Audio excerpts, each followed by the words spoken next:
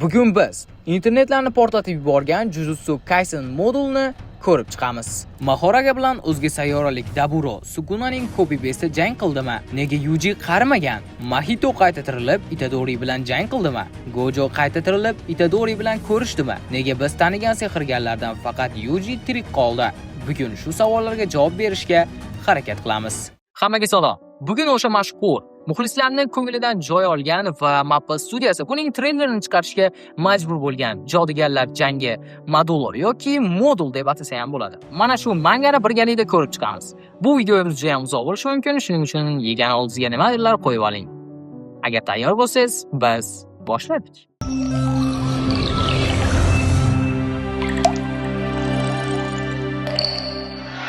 2086-yil Neva shtati, balandligi 30,000 metr. Bu cheksiz koinotda ko'k sayyoramiz yaqinida ona kema Naunks paydo bo'ldi. Uning ichida o'zlarini samuraylar deb atagan 50,000 nafar kelgindi bor edi. Ular yerdan panoh so'rashdi, qochqin sifatida. Oldimizda 3 ta noma'lum qahramon turardi. O'tirganlardan biri Yaponiya haqida so'radi va hayron qoldi.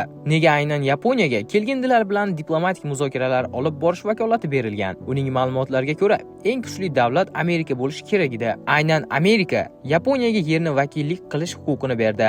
Yana Yaponiyada biznikiga o'xshash kuchga ega odamlar bor. Ularni bu yerda jodugarlar deb atashardi. Tanishinglar. Bu Okotsu Yuka. U atiga 6 yoshda va bizning Yutaning nabirasi. U bobosiga juda qattiq bog'langanida, bir kuni Yuta unga Rika bilan bog'langan uzukni berdi. Qizcha o'shanda ham bu bobosining qimmatbaho narsasi ekanligini tushunardi. Lekin Yuta uni nabirasini himoya qilish uchun berganida, "Sen kuchli bo'lguningcha Rika seni himoya qiladi" degan so'zlar qizchani juda ilhomlantirdi. 4 yildan keyin Yuta Okotsu ham vafot etdi. Xotini Maki o'lgandan keyin uning sog'lig'i birdaniga yomonlashganida hech kim bundan kuchli jismoniy tanaga ega Maki birinchi bo'lib vafot etadi deb o'ylamagandi. Yuka esa bobosini bergan va'dasini eslab, uni oxiratga kuzatdi. Dafn marosimidan keyin onasi Mifuyu undan uzukni katta akasi Tsurugiga berishini talab qildi. Chunki bu Gojo klanining maxsus la'nat buyumi edi. Yukaning unga egalik huquqi yo'q. Tsurugi esa o'zining ajoyib qobiliyatlari tufayli unga loyiq edi. Ranjigan Yuka darhol akasiga borib uzukni qaytarishni talab qildi. Tsurugi rad etgach, u akasiga musht bilan tashlandi, lekin bir zumda boshiga shapaloq yedi. Bu uning yanada kuchli bo'lish istagini yanada kuchaytirdi va Yuka mashq qilishni boshladi. Keyingi sahifada ikki noma'lum bola retro o'yin o'ynayotganida, kichkina bolaga kuniga faqat 1 soat o'yin o'ynash ruxsat berildi. Ota-onamiz zo'ra, shundaymi deb kinoya qildi kattaroq yigitcha. O'yinda ikkalasi ham o'lganida, qahramonlar o'lgani, seningcha shafqatsizlik emasmi? Bola uchun bu oddiy holatida. Bu javob katta bolani o'g'irlash va unga nimadir qilish rejasini tasdiqladi. Hozirgi vaqtga qaytamiz. Okotsuning nabiralari endi 16 va 17 yoshda. Ularning ustozi missiyani tushuntirmoqda. Yaponlarni energiya manbai sifatida o'g'irlashmoqda. O'tgan holatdagi bola bunga misol. Vazifangiz voqea joyini tintib, eng kichkina izni topish. Hozirgi Kyotoda bolalarni o'g'irlash holati juda ko'p, politsiya esa ojiz. Demak, bu ishda jodugarlar aralashgan bo'lsa kerak. Uchilovlaringiz hammasini aniqlashingiz kerak. Uchinchisi kim? Tanishinglar. Birinchi kosmik migrant Maru. Yuka darhol uni chet el jodugari deb o'yladi. U hatto tushuntirdi ham. La'nat energiya faqat yaponlarga xos emotsional energiya. Shuning uchun jodugarlar asosan Yaponiyada tug'iladi. Aynan shu xususiyat bolalarni o'g'irlashning sababi bo'lmoqda. Qora bozorda yapon fuqarolari juda qimmat turadi. Tsurugi darhol bezovta bo'ldi. Bunday asosiy narsalarni ham bilmasa, uni o'zimiz bilan olib yurish xavfli. Yuka esa qo'lini silkitdi. Bo'pti, tinchlan. Bu tergov, jang emas. Hammasi yaxshi bo'ladi. Tsurugi tinchlanmadi. Hech qachon nima bo'lishini oldindan bilmaysan. Hech bo'lmaganda asosiy narsalarni tushunib olsang, har safar tushuntirib o'tirishga majbur bo'lmasdik dedi. Aka-singil yana janjal qila boshladi. Maru esa atrofida aylanib, jodugarlar haqida savollar berib bezovta qilardi. Oxiri ikkalasi ham bezidi va ular unga baqirib, "Ko'p gapirsang, shu yerda qolasan" deyishdi. Bu javob Maruni qo'rqitib yubordi. U birdan jim bo'lib, kayfiyatni o'zgartirdi. Keyin Maru o'z vazifasini tushuntirdi. U Yaponiya jodugarlarini tekshirish uchun kelgan. Tsurugi undan qaysi davlatdan ekanligini so'radi, lekin javob olmadi. Maru shunchaki dedi: "O'z ko'zim bilan ko'raman qanday odamlar ekanligingizni va yerdagilar biz samuraylar bilan bir xil kuchga ega bo'lsa, biz bilan tinch yashay oladimi, yo'qmi? Shuni bilaman." U yana qo'shimcha qildi: "Unga har qanday holatda aralashish taqiqlangan. Bu so'zlardan keyin Okotsu, Akuki unga yo'qol deyishdi. Yuki uning mag'rur ko'rinishdan bezovta bo'lib, Tsurugi esa uning taqdiriga parvo qilmadi. U davlat mehmoni emas edi. Biroz vaqt o'tgach, Maru hovuz yonida tiz cho'kib yig'lab o'tirardi. Yuki uning oldiga keldi. U ko'proq o'zining janjaldagi aybini o'ylardi. Suhbatni ularning qonunlarini g'ijirlashi buzdi. Uchovi ovqatlanishga ketishdi. Maruga insonlarning taomi juda yoqdi. Garchi Takayoki o'rtacha sifatda bo'lsa ham, oshpazni bu holat hayratga soldi. Maru esa bu yerda hamma joyda shunday taom bo'lsa kerak. Qanday boy davlat deb hayron bo'ldi. Keyin hisobni so'rashganda Maruda pul yo'qligi ma'lum bo'ldi va u mavzuni o'zgartirdi. Siz Tsurugi bilan aka-singilmisiz? Juda o'xshaysizlar. O'xshamaymiz. Sizning munosabatingiz yomonmi? Albatta, u mening qimmatbaho narsamni olib qo'ydi. O'g'irladimi? Yo'q, o'g'irlamadi. Yuki uzik haqida gapirib berdi. Bu bobosining xotirasi, Gojo klanining muhim la'nat buyumi. Uni eng kuchli jodugarga berishardi. Avvaliga bobosi unga bergan, keyin uni olib Tsurugiga topshirishgan. Maru hayron bo'ldi. Demak, akang juda kuchlimi? Yuki bunchalik deb o'ylamadi. Ular taxminan teng kuchda. Faqat Tsurugi 1 yosh katta edi, lekin u doim mehnat qilardi. O'z kuchini ko'rsatib yurardi, chunki uzukni qaytarib berishdan qo'rqardi. Eng yomon aka, dedi Yuki. U hatto bobosi haqida xotirasi ham yo'q. Noadamona. Sukunat cho'kdi. Maru taklif qildi. Unda missiyani ikkovingiz bajarasizmi? Sen o'z kuchingni ko'rsatasan. Men inspektor bo'lganim uchun hisobga olinmaydi. Barcha shon-sharaf senga tegadi. Yuki bunday o'zboshimchalik taqiqlanganini aytdi. Maru xafa bo'ldi, lekin Yuki taklifdan butunlay voz kechmadi ham. Vaqtni behuda sarflamay, voqea joyiga yo'l oldik. Ular uzoq vaqt o'ylanib yurishardi. Mushuklarni silab, hech narsa topa olishmadi. Bu holat Maruni xafa qildi, lekin birdan Yuki nimadir payqab qoldi. U Maruga oldinda yurishga ruxsat berdi va keyin har bir qadamini oldindan aytib berdi. Aslida gap boshqacha edi. Ular tanlagan yo'lda illyuziya va la'nat qo'yilgan ekan. Agar odam maqsadsiz yursa yoki bola qiziqish tufayli ketsa, uni osonlikcha aldab, kerakli joyga yo'naltirish mumkin edi. Ya'ni bu odamlarni qamrab oladigan to'siq texnikasi bo'lishi mumkin. Maru tushundi. Bolalarni o'g'irlash uchun ideal usul, lekin bir vaqtning o'zida Yuki uning nazarida juda kuchli bo'lib ko'rindi. Yuki esa oddiygina dedi. Buni hatto oddiy deraza ham payqashi mumkin. Deraza la'nat texnikalariga ega bo'lmagan, lekin jodugar olamiga aloqador bo'lgan degani. Shu payt Tsurugi ham yetib keldi va xuddi shu narsani tushuntirdi. Bu Maruni yana hayratda qoldirdi va u Yukidan kechirim so'radi. Keyin Tsurugi o'zining kichik egizak ukasi haqida gapirdi. Biz uni manganing boshida ko'rgan edik. U bilan do'stlashishga qancha urinmasin, ukasi uni foydasiz deb hisoblar edi. Yuki buni biroz tushunardi ham. Maruga esa ukasi bilan munosabati yaxshi bo'lmagani juda og'ir edi. U Yukiga yordam berishga qaror qilgan edi. O'z muammosini boshqalarga proyeksiya qilish orqali. Yuki esa qo'pol javob qaytardi. Agar sening akang bilan munosabatlaring yomon bo'lsa, o'z ideallaringni menga yuklama. Maru yana jirkanish rejimiga o'tdi. Yuki esa ochiq aytdi. Menga faqat uzukni qaytarish kerak. Akamning o'zi menga qiziq emas.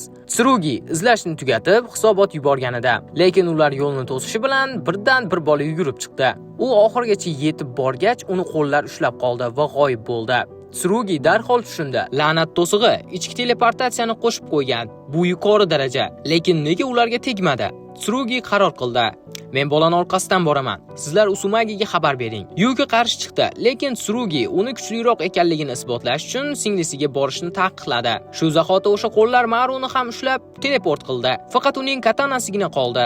Yuki tushundi. To'siq ma'lum darajadagi yuqori la'nat energiyaga ega narsalarni itarib yuboradi. Jodugarlar ichkariga tushmasligi uchun. Tsurugida esa la'nat energiyasi umuman yo'q edi.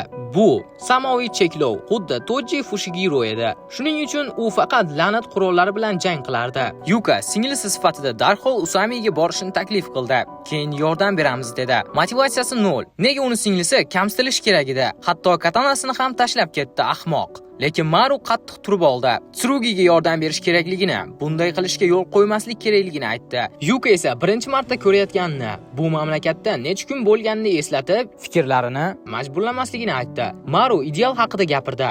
Agar kimdir ideal mos kelmasa, bu undan ham yomon, og'riq va uyat vaqtinchalik. Lekin prinsiplardan voz kechish mumkin emas. Men ukamdan voz kechmayman. Sen ham o'zingnikidan voz kechma. Bu suhbatdan keyin ham Yuki hali ham Tsurugini qutqarishni istamadi. Lekin unga shapaloq tashlash istagi paydo bo'ldi. Keyingi kadrda Tsurugi o'g'irlangan joyda jodugarlar bilan yuzma-yuz turardi.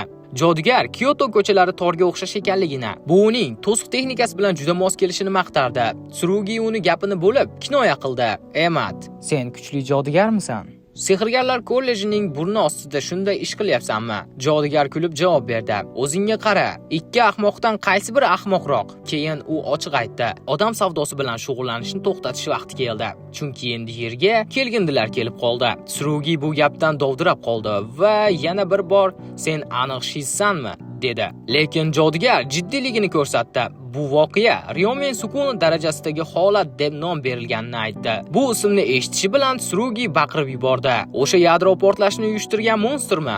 La'natchi davom etardi. Kyoto shartnomasidan keyin barcha kelgindilar bilan muzokaralar Yaponiyaga topshirilgan. Ular yaponlar bilan madaniy farqlar urushga olib kelishini yaxshi bilishgan va shu orqali Yaponiyani sinab ko'rmoqchi bo'lishgan. Tsurugi so'radi: "Nima demoqchisan?" Jodugar 68 yillik migratsiya terrordan keyin Gojo Satoru va Itadori Yuji kabi kuchlilar yo'qolganini, hozir shunday darajadagi jodugarlar qolmaganini aytdi. Jodugarlar zaiflashmoqda. La'nat energiya yangi xomashyo degan yolg'on tugadi. Yaponlarning qiymati tushib ketdi. Shuning uchun biznesini yopish vaqti keldi. Tsurugi oxirida tushundi. Uni o'ldirishmayapti, chunki u tovar. Lekin kichkina bola bilan birga sotiladimi? Yo'q, bolalar allaqachon paketlarga solingan. Tsurugida la'nat energiyasi kam bo'lsa ham, uni jodugar sifatida sotish mumkin. Shu zahoti kaltaklash boshlandi. Oldinroq 1 daqiqa oldin Maru o'z texnikasi va Yukani yordamida Tsurugini topishga muvaffaq bo'ldi. Bolalarni qutqarish haqida gap boshlanishi bilan Yuka akasini duelga chaqirdi. To'g'ri, shu yerda u darhol hujumga o'tdi, lekin Tsurugi uni bir shapaloq bilan tinchlantirdi. Yuka o'ziga kelib, u kuchli ekan dedi va bir paytlar akasi Zoro cosplayini o'xshatganini eslab kulimsiradi. Keyin u maqsadini o'zgartirdi va jodugarga qarab baqirdi: "Taslim bo'l, yaramas. Hozir sening dumbangni qiraman" dedi. U itning tishlari uslubi bilan hayvonlar harakatini taqlid qilib hujum qildi. Lekin jodugar teleport orqali orqasidan qochib hujum qildi. Yuka darhol tushundi. Bu xonada to'siq texnikasi o'rnatilgan. Tsurugi Kukold rolini o'ynashdan charchab, Marudan katanasini so'radi. Uning nomi Honoyagi. U uchqunlarni o'ziga tortib, olov bilan birga Shinkage uslubida kuchli zarba berdi. Natijada jodugar mag'lub, bolalar qutqarildi. Aka-singil yurakdan suhbatlashdi. Tsurugi dedi: "Sen kuchli bo'lib qolibsan. Men yana ham kuchliroq bo'lishga harakat qilaman. Uzukni senga qaytarish uchun 10 yil oldin." Tsurugi bobosining nabirasi emas, aslida buvisi Makining sevimli nabirasi edi. U ko'p vaqtini Maki bilan o'tkazardi. Maki uning o'ziga juda o'xshashligini aytardi. Yo'qotishlar uni kuchliroq qilishi mumkin, lekin bu ikki tomonlama o'tkir pichoq. Nimadirni qo'yib yuborishni ham bilish kerak. O'sha kuni u bobosi Yukaga uzukni sovg'a qilayotganini eshitib qoldi. Uyga kelib buvisiga: "Men ham uzukni xohlayman" dedi. Maki kulimsirab tushuntirdi: "Bu oddiy bezak emas, yovuzlikdan himoya qiluvchi narsa. Senga kerak emas, nabiram. Sen undan ham kuchlisan." 4 yildan keyin Yuta vafot etgandan so'ng Tsurugiga aynan shu uzukni berishdi. Uni qaytarish huquqi yo'q edi. Bu Gojo klanining buyrug'i edi. Bolaning xohishi hech kimni qiziqtirmasdi. O'sha kuni Tsurugi yugurib keldi. Uni buvisi o'tmishning buyuk jangchisi o'zi tarbiyalaganida. U uzukni qo'liga olib, ichida g'azablanardi. "Bu mening zaifligimning isboti. Bu meni ham, buvimni ham haqorat qildi. Men shunchalik kuchli bo'lamanki, butun klan tan oladi. Menga hech qanday himoya kerak emas. Men buvimning munosib nabirasi ekanligimni isbotlayman." Mana shu Tsurugining asl motivatsiyasi edi. U singlisiga yana biroz kutishini so'radi. Tez orada ular tan oldi va "Men senga uzukni qaytaraman." Yuka hayron bo'lib so'radi: "Hozir nima deding?" Lekin ularni jodugar kesib qo'ydi. Plan B rejasi ishga tushdi. Yerda Nara klanining soyalari paydo bo'ldi. Aka-singil harakatga tushdi, lekin kech edi. Xaridor topilganida. Shu payt kimningdir ko'zi ochildi. Bu kelgindi Maruning ko'zi edi. Jodugar yiqilishi bilan hamma narsa aniq bo'ldi. Ularning yangi do'sti qanday kuchga ega ekanligi. Ha, kelgindilar yerdadir. Yaponiyada va sehrli jangda. Birinchi bob tugadi.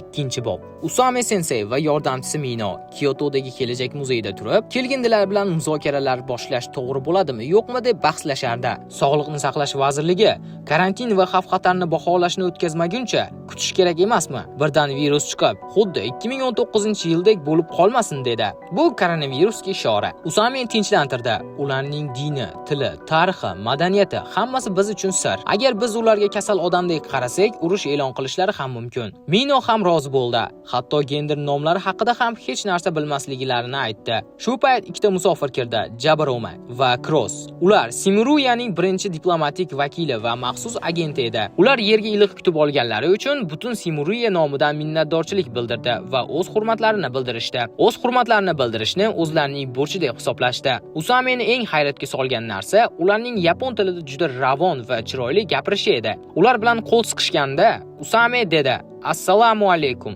Ben Usame, Tashqi ishlar vazirligi vazifasini bajaraman. Bu esa mening yordamchim Mino." Mino ichida o'ylab, Amerikada ingliz tilida gaplashganida nima uchun bizga bu haqida xabar bermadi?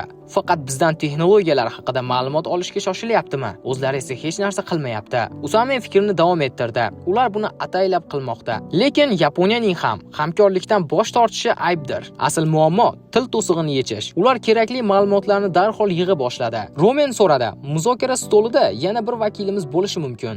Usame rozi bo'ldi, lekin savol berdi: "Bu borada qandaydir xavotiringiz bormi?" Roman javob berdi: "Uchinchi vakil qurol va bu qurolsiz degan so'z unga yopishmaydi. Biz uning dushmanlik niyati yo'qligiga ishonch hosil qilmagunimizcha olib kela olmasdik", dedi.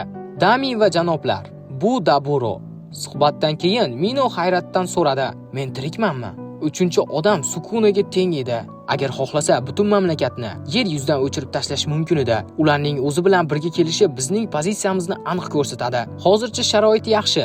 Shuning uchun jodugar talabalarga o'z agentlarini Maruni qo'shib qo'yishdi. Lekin Maru qochqin statusiga umuman mos kelmaydi. 62 yil oldin Yaponiyada millatchilik kuchaygan, orol xalqi ksenofobiyaga botganida o'tmishdagi xatolarni takrorlash mumkin emas. Hozir esa faqat bir-birimizni kuchimizni sinab ko'rmoqdamiz. Bu yomon yakun bilan tugaydigan soxta diplomatiya. Simuraylar haqida ma'lumot ommaga ochiq bo'lishi bilan millatchilar bizni yerga urib, qurolga qo'l uradi, urush boshlanadi. Yo'q, biz buni har qanday narxda oldin olamiz. Biz uyg'unlikka intilamiz. Yosh avlod sifatida albatta. Mino hayron bo'lib so'radi: "Davlat taqdirini ikkita bolaga ishonib topshiramizmi?" Usame dedi: "Men ularga o'z usullarim bilan yordam beraman.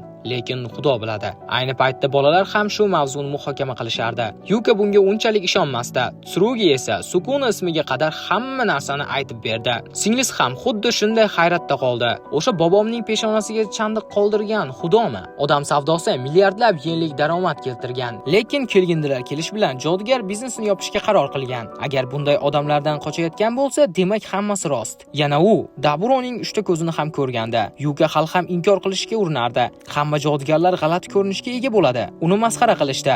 Bir ko'zli jodugarni ko'rganman, lekin uch ko'zlisini emas. Yuka so'radi: "Nega to'g'ridan-to'g'ri Usamedan so'ramaymiz?" Tsurugi dedi: "Vaqtni behuda sarflash. U Maruning boshqa davlatdan kelgan inspektor deb tanishtirdi. Oddiy odamlar bunday ma'lumotni bilishi mumkin emas. Rostini aytsam, men unga ishonmayman." Shunda Yuka gapirdi: "Qonuniy o'g'riga ishonishga tayyorsanmi?" Ular jodugarlar bilan suhbatlashishga bordi. Avvaliga bir-birini masxara qilishdi. Tsurugi she'rlarni yaxshi eslab qolmaydi, la'natchi. Jodugar ularning nima uchun kelganini darhol tushundi. Kelgindilar haqida, shundaymi? U hamma raqamli ma'lumotlarni o'qib, kelgindilar o'zlarini Simuraynlar deb atashardi. Yuka ham kelgindilar borligiga ishonmasdi. Jodugar unga kinoya qildi: "O'zingni jodugar deb atab, paranormal narsalarni inkor qilyapsanmi?" Tsurugi aniqroq dalil talab qildi. Jodugar dedi: "Yaponiya ustida ulkan kema turibdi. Ichida 50 ming nafar kelgindi bor. Uni faqat maxsus to'siq texnikasi tufayli ko'rinmayapti. Agar 50 ming kelgindining hammasi sehr bilan ishlasa, bizga juda qiyin bo'ladi. Yana kemada ular xomashyo ishlab chiqarishni yo'lga qo'yishgan. Bu xomashyo tugashi muqarrar. Shuning uchun ular zaxira yig'moqda. Ertaga soat 20:00 da Kurumayama tog'ida to'siqni olib tashlashadi. Shunda kemani o'z ko'zing bilan ko'rasan. Yetarli dalil bo'ladimi? Endi yo'qoling." Yuka hayron bo'ldi. U bunchalik ochiq gapirmayotganiga. Tsurugi tushuntirdi. U shunchaki shovqin ko'tarib, qochish imkoniyatini oshirishni xohlayapti. Davlat chalkashib qolganda osonroq bo'ladi. Bolalar tog' cho'qqisiga chiqishdi. Yuka uzuk haqida gap ochdi. "Uni menga qaytar, Frodo." "Yo'q." Buvisi Makina butun klan uni hech kimdek hisoblaganda, lekin u taslim bo'lmagan va butun klanni jim qilgan, hatto butun klanni yo'q qilgan. Tsurugi uchun Maki yetishga intilayotgan kuch ramzi. Ikkalasining ham haqiqati bor edi. Yuka uzukni qaytarishni, Tsurugi esa uni berishni xohlardi, lekin ikkalasi ham kuchliroq bo'lishni istashardi. Ular uzuk atrofida bir-birini itarib yuborishgandi va nihoyat ular Naunaksini ko'rishdi. Bu katta kema jodugarning so'zlarini tasdiqladi. Bu Ryomen Sukuna darajasidagi voqea. Nima xohlashsalar ham kelgindilarni to'xtatish kerak. Maki va Yuto yo'q, lekin ularning nabiralari ularning o'rnini bosishi mumkin. O'sha kuni kechqurun Maru ukasi Kross bilan uchrashdi. Maru yerdagilar ham bizga o'xshash ekanini, yaxshi odamlar ham, yomon odamlar ham borligini isbotlashga urinardi. Lekin Kross boshqacha fikrda edi. U mojaro uchun tayyor edi. Maru esa tinch yashash tarafdori edi. Oxirida ular hukm chiqarishga ertaligini va ma'lumot yig'ish kerak degan qarorga kelishdi. Maru ukasini nonushta qilishga chaqirdi, lekin rad etildi. Tsurugi kechasi uyga qaytayotib poyezd kartasini yangilamoqchi bo'ldi. U Maruning ukasi borligini bilmasdi. Shu payt Kross bilan duch kelib qoldi. Tsurugi unga dedi: "Tomning chetida turmang. Odamlar nima deb o'ylaydi? Politsiyaga qo'ng'iroq qilishadi. Sizning sayyorangizda ham shunday emasmi?" Kross unga og'zini yopishni va umuman gaplashmaslikni buyurdi. Keyin ketib qoldi. Tsurugi g'alati tuyg'u bilan qoldi. Manganing asosiy syujetini bilib oldingiz degan umiddaman. Qolgan qismlarni keyingi videolarda balki aytib o'tarmiz. Demak, manganing oxiriga ham yetib keldik. La'natlarni yo'q qilish operatsiyasi bo'lib o'tayotganda, u yerga Kross va Roman ham yetib keldi. Usame ularni ko'rdi. Ular la'nat ruhlar bilan bir xil ekanligini, faqat la'nat ruhlaridan farqi ularda jismoniy tana borligini sezdi va Krossga qarata o'q uzdi. Shu vaqtda Dabura paydo bo'ldi va Usamening qo'lini bir zumda uzib tashladi. Ular Kross va Usameni shifoxonaga olib kelishdi. Maru akasi Krossni ko'rib qo'rqib ketdi. "Yaponlar bizga hujum qilishdi", dedi yonida o'tirgan kelgindi. Tsurugi Usameni ko'rdi va unga Daburo hujum qilganini aytishdi. Boshqa tarafda esa Yuko Gotsuda saratonning oxirgi bosqichi aniqlanganida. Shuning uchun u Daburoni duelga chaqirdi.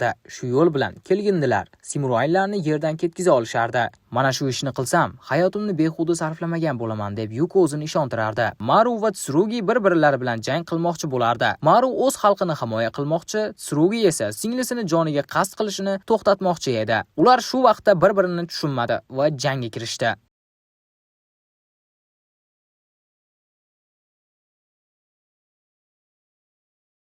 Mino unga nogironlar aravachasini taklif qildi, lekin Yuka rad etdi. Samolyotda u ko'zlarini yumib o'tmishni eslay boshladi. U doim kichik singil bo'lib qolganida mazali taomni akasiga berardi, o'yinlarda yengilardi, uy vazifalarida yordam berardi. "Akam yomon aka bo'lgan bo'lsa kerak", deb o'ylardi u. Mino undan kechirim so'radi. Yuka esa uni Tsurugi deb o'yladi. "Kelma, meni shu holatda ko'rishini istamayman." U allaqachon o'limini qabul qilganida duel joyida qarg'alar va Daburo kutib turardi. Yuka samolyotdan tushayotganda oxirgi marta o'yladi. Kichik singil bo'lib tug'ilish unchalik yomon emas ekan. Agar katta akam Tsurugi bo'lsa, u yerda qo'nib Daburodan kechirim so'ragan bo'lardi, dedi. Yuka shunda bizga tanish muhrni bosdi. 8 qo'lli qilich, yer silkituvchi soya, buzilgan qonunlarning ilohiy generali Mahoraga.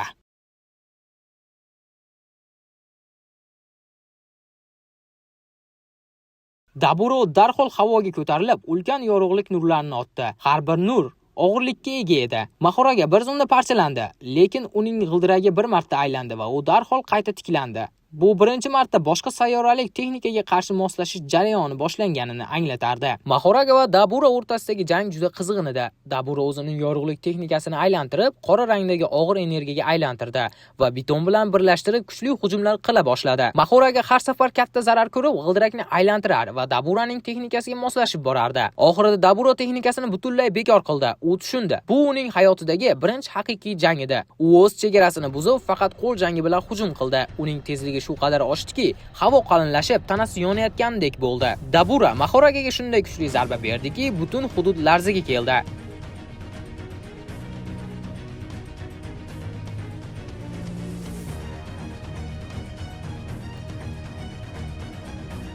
Lekin Mahoraga yana moslashdi.